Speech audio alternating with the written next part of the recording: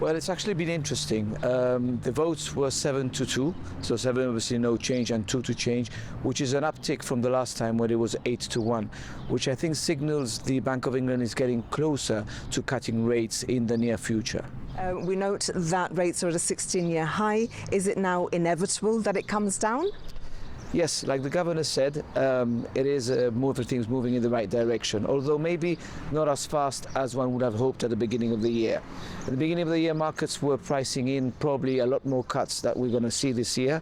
We may see 2, maybe 3, but I think we'll stick at 2, with the first cut probably coming in the summer months. And what people really want to know is what it means for them, what it means for their mortgages, for their savings. Can you give us a little indication of what rate changes do mean?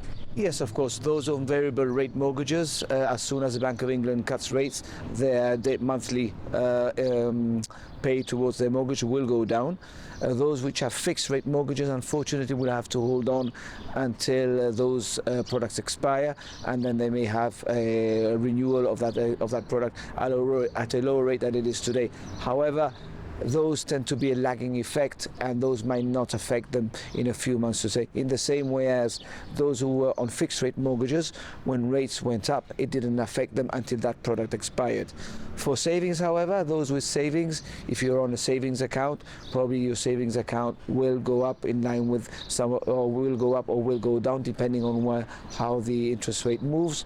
But that is not to say that it is a linear move. The bank is always looking at ways of improving its savings products, so it's something that is always on the cards.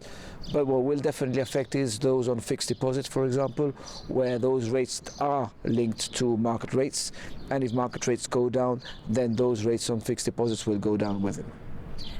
Does it affect more existing customers, or would it affect customers who are about to embark on a mortgage or on savings? Well, on the existing one, it will depend on whether you're on a fixed rate or variable.